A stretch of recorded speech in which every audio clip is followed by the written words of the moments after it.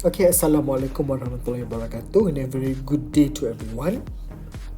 Okay, so welcome back to our class. Okay, so today we're going to continue with the next learning standard of the last chapter, okay, which is chapter 10. Okay, so today's learning standard is construct and present personal financial plans to achieve short-term and long-term financial goals, and hence evaluate the feasibility of the financial plan. Okay, so how do you evaluate the feasibility of short-term and long-term financial plan? Okay, a financial plan is developed to achieve our short-term and long-term financial goals. Okay, we have to identify our sources of income and expenses. Okay, an effective financial plan should set aside 10% of savings of the total income prior to engaging any fixed expenses and variable expenses.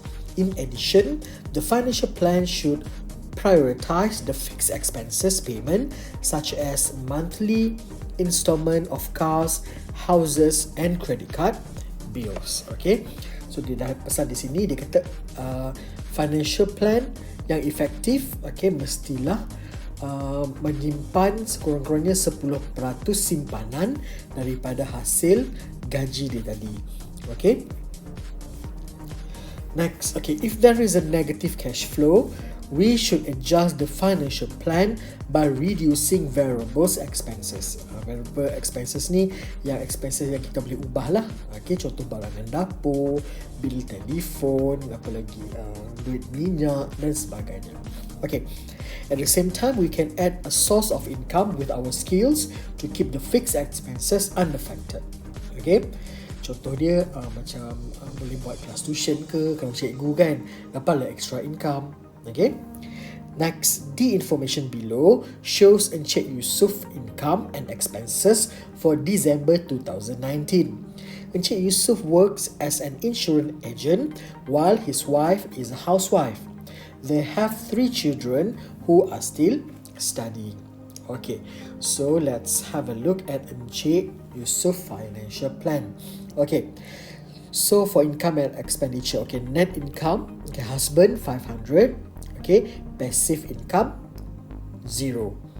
Okay, so total monthly income is 5,000. Minus fixed monthly saving 0, tak ada saving. Okay, minus saving for emergency fund is 200. So balance income is 4,800. And then for the fixed expenses, the housing loan is 1,000 and insurance premium is 500. So total monthly for fixed expenses is 1,500. Okay, meanwhile for monthly variables expenses, okay, food and drinks 900, children's education 600, petrol expenses 420 ringgit, telephone bill 480 ringgit, utility bills 500 and travel 400. Okay, so total monthly variable expenses is 3,300. Okay, so for a surplus of income 0. Maksudnya dia tak ada balance, ngam-ngam duit gaji dengan expenses dia. Okay, Encik Yusuf wants to buy a fast brand computer which costs 6,000 ringgit to improve his insurance sales within a year.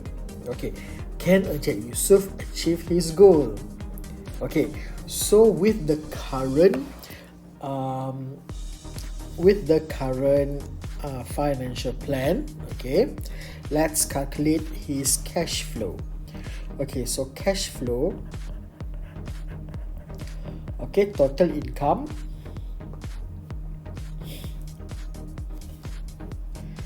okay, so this is the balance kan, selepas tolak emergency, kita ada 4,800. So 4,800 minus fixed expenses minus variables expenses. Okay, so 0. Okay, so it means dia tak ada extra, ngam-ngam. So macam mana kita nak bantu Encik Yusof supaya dia boleh mencapai matlamat jangka pendek, okay, short term plan, okay, short term financial goal to buy this computer. Okay, based on the financial plan, okay, Encik Yusof does not have any savings, so it is difficult for him to achieve his short-term financial goal, which is to buy the computer. Help Encik Yusof to solve his financial problem without using the emergency fund. Okay, so dia dah lead awak ada 4 perkara di sini. Okay, the first one, does Encik Yusof manage his financial effectively? Okay, so what can we say about the first part?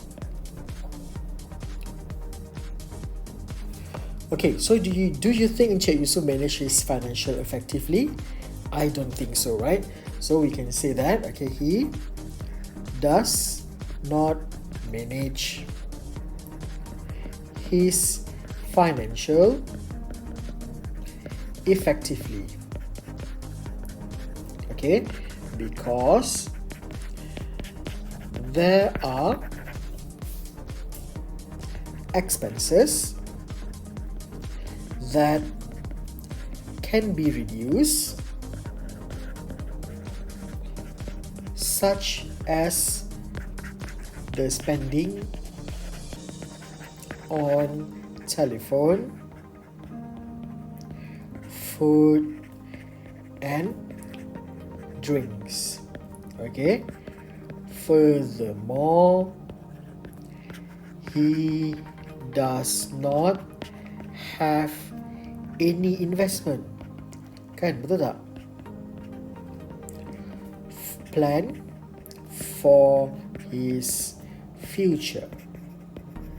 Okay. Okay, kalau kita tengok di sini, okay, so macam food and drinks, okay, telephone bills, travel, yang ni dia boleh adjust sebenarnya. Okay, dia boleh kurangkan untuk membolehkan dia ada duit lebihan, okay, surplus of income. Tapi dia tak buat, okay, sebab tu kita boleh katakan he does not manage his financial effectively. Okay, next B. Okay, B, the question is, how much monthly saving does Encik Yusof need to save in order to achieve his goals? Okay, tadi kita tahu total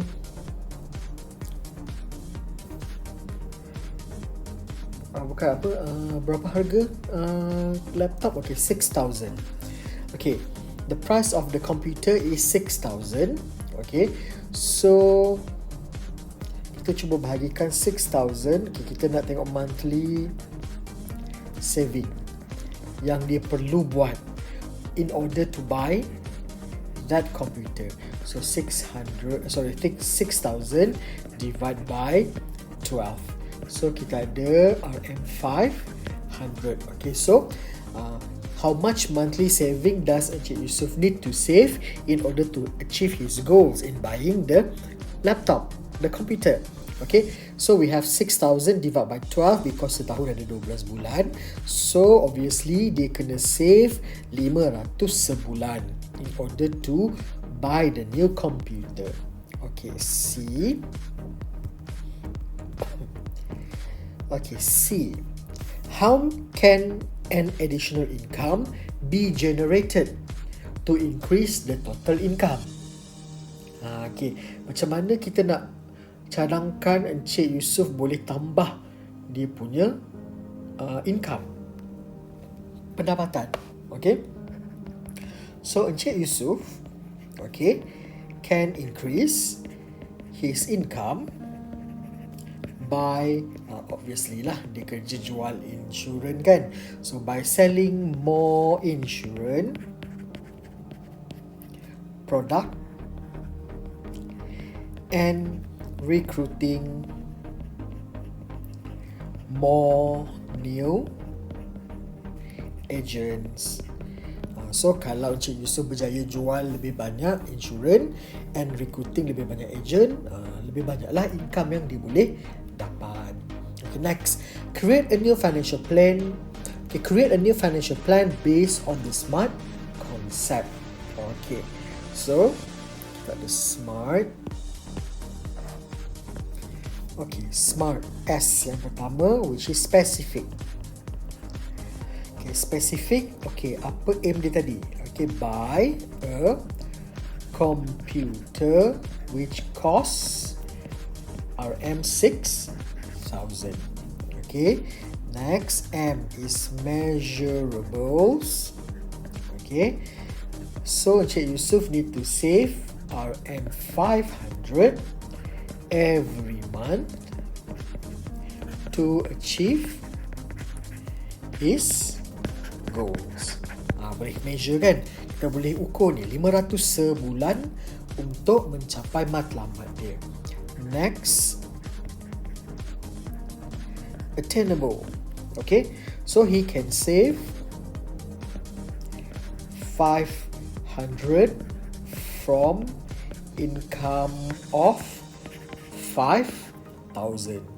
Maksud dia amount ini adalah attainable. Okay, logic. Okay, next, realistic. Okay, we know that RM5,000 is only 10% of his total income.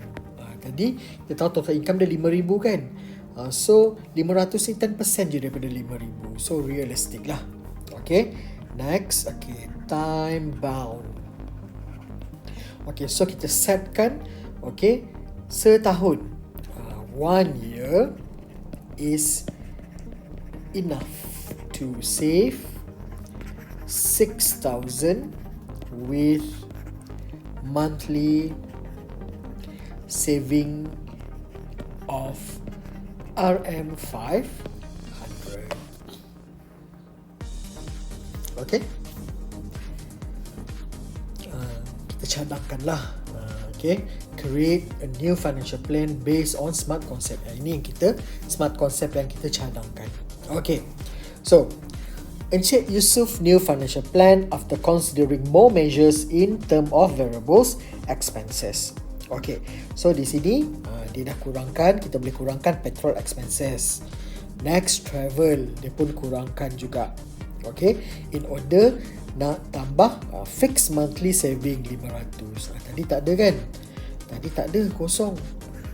So kita dah cadangkan dia kena simpan 500 ini. Mana nak dapat 500 tu?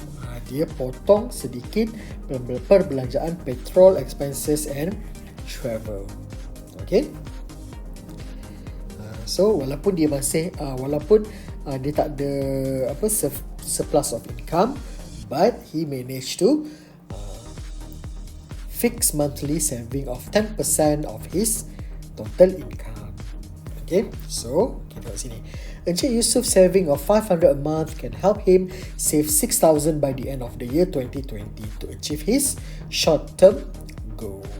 Okay, next, evaluate the feasibility of Encik Yusof financial plan. Okay, each financial plan should be evaluated from time to time based on several factors.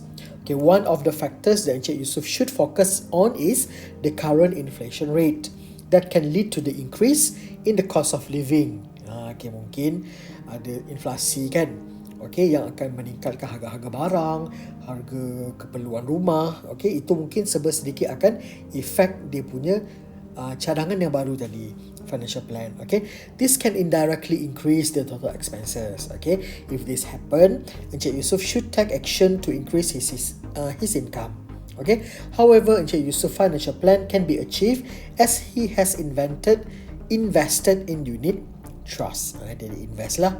Okay, the additional expenses can be covered by the dividend received. Okay, kita tahu kan kalau kita invest something in the unit trust, kita boleh dapatkan dividen balik. Okay, next, for long-term financial goals. Okay, long-term financial goals are as important as short-term financial goals. Okay, the purpose of the long-term financial plan is to make sure the goals can be achieved as planned in the initial stage. Okay, long-term financial plan usually exceed 5 years, such as children's education, retirement, and buying a house. To develop a long-term financial plan, the key aspect, is to be considered are as follows. Ini 3 benda yang kita perlu consider. First is inflation rate, interest rate, and personal health. In developing a long-term financial plan, it would be better to start saving early because this practice can help us in achieving our financial goal faster. For example, we should prepare for retirement, buy a property, and save for children's education. Long-term financial plans develop vary for each individuals. The income of an individual or joint income, joint income ni husband and wife lah, gabung sekali, allows an individuals to have sufficient monthly saving in a shorter period of time. So dia kata long-term financial plan ni adalah based on individu lah, ataupun based on kita gabung sekali income husband and wife. Example 6. Encik Syed and his wife intend to buy a house in 6 years after getting married. Their total income is 8,000 and their total fixed and variables expenses is 6,500. They plan to buy a double-story house priced at 720,000 ringgit with a down payment of 72,000 ringgit. How much is the monthly saving that Encik Syed and his wife must save in order to achieve their financial goal? Sekarang financial goal kita untuk bantu Encik Syed dan his wife, dia nak bayar down payment 72,000. So dia kata selepas 6 tahun kahwin dia nak beli rumah. So maksudnya dia ada masa 6 tahun untuk menyimpan duit untuk bayar down payment. So kita cuba kira berapa annual saving yang diperlukan. So total down payment 72,000, kita bahagi dengan 6 tahun. So kita akan dapat 12,000 setahun dia kena save. So kalau 12,000 setahun, berapa sebulan? Kita cuba kira. So monthly saving pula, setahun ni 12,000 kan? So setahun ada 12 bulan, so 1,000. So maksud dia kena simpan duit 1,000 Malaysian ringgit. RM lah. Saja nak tulis MYR ataupun RM. Nanti awak confuse. So RM 1,000 ringgit. So apa kita boleh katakan? For Encik Syed family, saving 1,000 every month to achieve their long-term goal is not difficult, with the total income of 8,000. Tak mustahil lah untuk Encik Syed menyimpan 1,000 sebulan, sebab tadi pun income dia 8,000. Lepas tu perbelanjaan bulanan 6,500. So masih ada extra. So dia boleh menyimpan 1,000 sebulan, tak ada masalah. Lepas tu, is it wise for Encik Syed to buy a house price at 7,020,000 ringgit with his current financial planning? Justify your answer. Dia kata bijak tak untuk Encik Syed membeli rumah yang berharga 720,000 tu dengan keadaan financial dia sekarang? Awak rasa ya ke rumah tu dah mahal kan? So kita boleh katakan no. Walaupun Encik Syed mampu nak bayar down payment tu, Okay, tapi kalau kita tengok tadi balance dia ada dalam 500 macam tu kan. So macam mana lagi dia nak bayar housing installment tu, macam mana dia nak bayar maintenance lagi kan. So kita boleh katakan no. Okay, although Encik Syed is able to pay the down payment, okay, his monthly housing loan installment can burden him due to high expenses. Kan? Dah lah kena bayar lagi nanti loan tu. Lepas tu maintenance rumah lagi, macam mana lagi dia nak hias rumah, macam tak berbaloi. Dia beli rumah dengan harga RM720,000 tu dengan keadaan kewangan dia yang ada buat masa ni. Okay, lain lah kalau dia tiba-tiba naik gaji ke, ada income extra ke, ada passive income kan. Itu lain cerita. Okay, buat masa financial kewangan dia sekarang memang tidak wise for Encik Syed. Okay, walaupun dia mampu je bayar down payment kan, tapi lebihan duit dia tu tak banyak. Okay, okay, next. Okay, let's see case study. Okay, assume you are a financial consultant. Okay, Mr. Wong, as the head of his family, has come to see you with the information of his monthly income and expenses as shown below. He seeks your consultancy to create a financial plan to buy a house. Okay, so kita tengok dulu Mr. Wong's financial plan.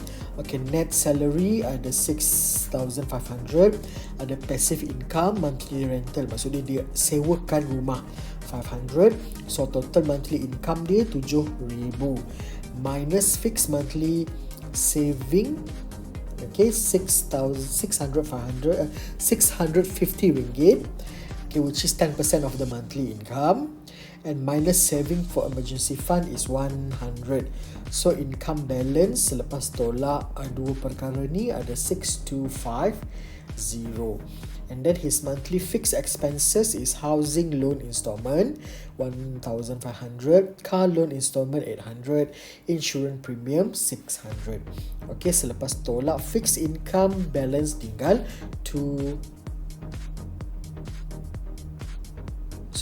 total monthly fixed income adalah 2,900. Okay, bukan total selepas tolak total fix ini.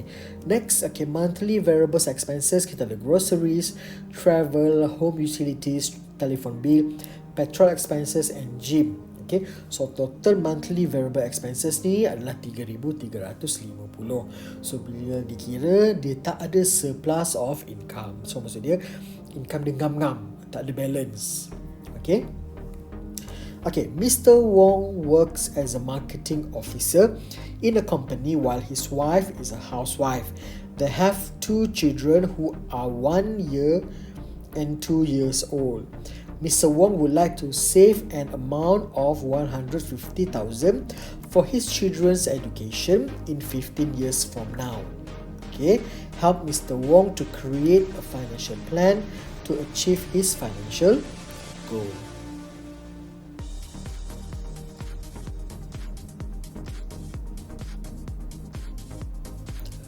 Atas ni financial plan to buy a house, tapi bawah ni pula dia kata dia nak menyimpan untuk education anak dia 15 tahun akan datang.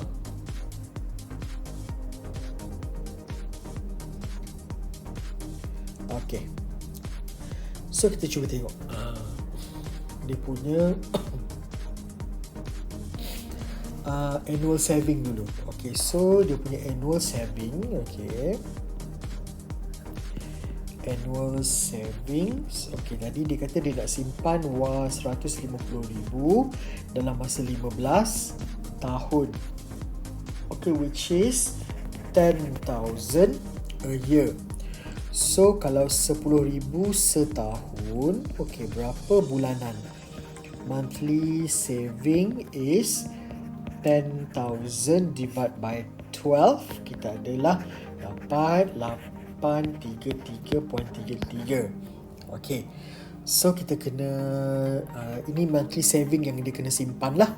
Okay, tapi kalau based on his financial planning, okay, dia dah ada simpanan 650. Okay, so berapa lagi yang dia kena tambah? Okay, so kita kira additional saving needed. Okay, so yang dia perlu simpan adalah 833.33 minus apa yang dia dah simpan sekarang, 650. So maksudnya dia kena tambah lagi RM183.33 for the monthly saving. Memanglah sekarang dia dah ada monthly saving 650 tapi tak cukup.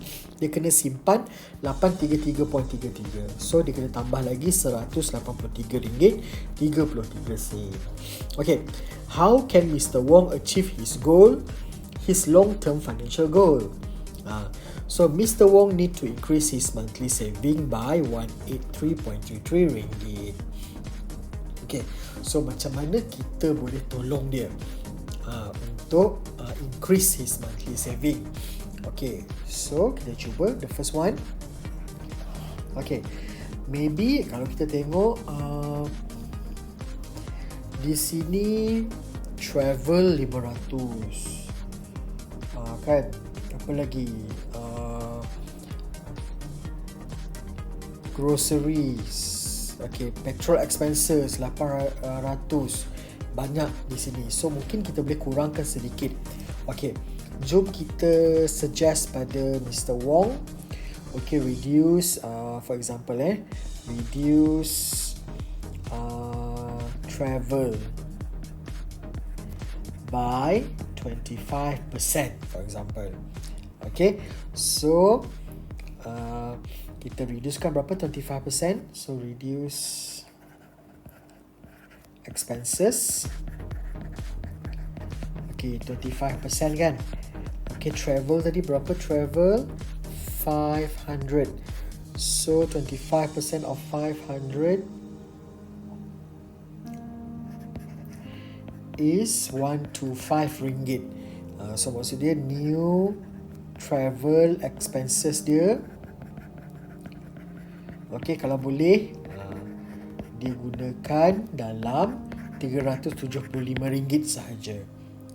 Okay, next apa lagi kita boleh suggest? Okay, cut down expenses on petrol. For example, 100. Okay, macam mana? By carpooling.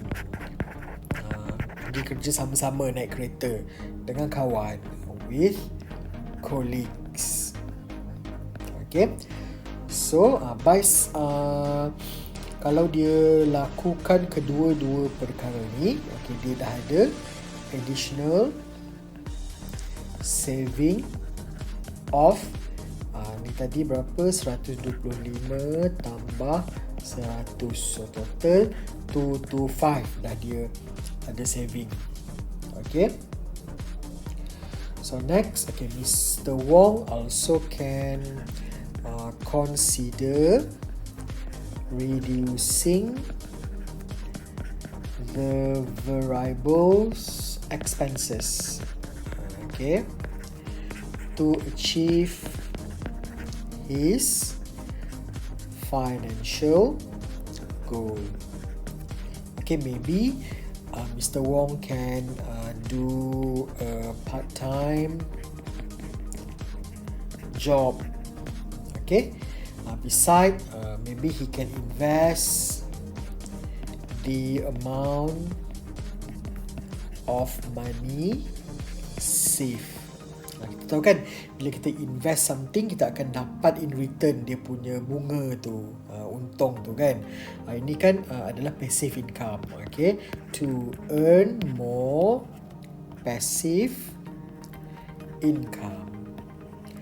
So kita akan passive income tu dividend, bonus, share daripada kita punya investment tadi. Okay, so ini sedikit boleh membantu Mr. Wong menambah dia punya income, saving dia tu. Okay, so this is the new Mr. Wong financial plan. Okay. Okay, so net salary 6,500, passive income 500, so 700. Okay, mixed monthly 650, saving for emergency 100. Okay, so di sini housing loan installment masih sama kan, ini fix lah. Okay, di sini kita ubah travel tadi kita dah kurangkan, and for petrol expenses pun kita dah kurangkan.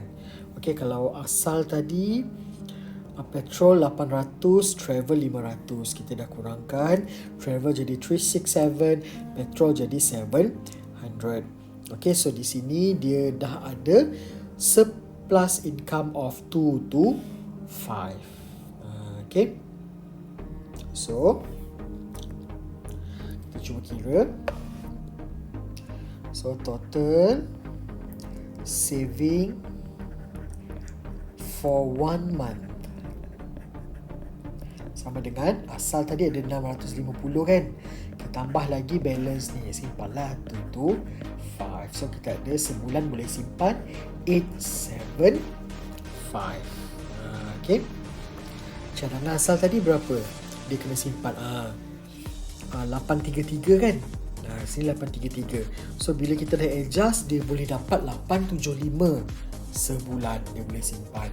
Okay, so kalau dia simpan 875 sebulan, so total saving for 15 years. Cuba kira. So 875 sebulan, dalam setahun ada 12, lepas tu dalam 15 tahun. So kita akan dapat 15750 ringgit. Okay, so kita tengok, okay, in fact the amount of money saved is more than 157,500. Okay, as the saving in banks offer interest annually. Yang ni kalau kita kira tanpa consider dia punya interest. Kan kita tahu kalau kita simpan duit dalam bank, setiap tahun dia akan ada bagi pulangan sedikit based on simpanan kita. Okay, so jumlah ini adalah tanpa consider interest itu. Okay, dividend. Okay, so sebenarnya dia boleh dapat lebih daripada ini. Okay, so kita boleh katakan the feasibility of Mr. Wong financial plan depends on the following factors. Ada 5 factors yang kita kena consider. The inflation rate should not exceed pay rise. Okay, the rental received is fixed. Mr. Wong is healthy and can continue to work. Benda tu tiba-tiba dia sakit ke tak boleh bekerja kan, akan effect semua ni. Okay, the increase of expenses can be offset by pay rise, rental and part-time job. Okay, maksudnya di sini kalau kenaikan perbelanjaan boleh ditimbal balik dengan kenaikan gaji, hasil rental dia ataupun part-time job yang Encik Wong buat.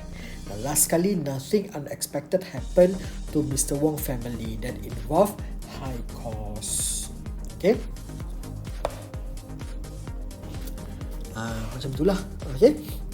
Okay, so for self-practice 10.1b, okay, I want you to try number 1 and number 2. Boleh cubalah. Okay, kalau macam masih blur-blur tu boleh tengok jawapan belakang untuk bantu macam mana nak jawab soalan bagi chapter 10 ini. Okay, so I think that's all for today, the last subtopic of Form 4. Okay, so congrats, we have finally completed 10 chapters of Form 4 this year. Okay, semua dia online kan. Okay, congrats. Okay, so if you have any problem, you can just rewind the video and rewatch my explanation, and you can ask in the comment down below, or you can ask in the Telegram group. Okay, so I think that's all for today. Thank you for your attention. Thank you very much.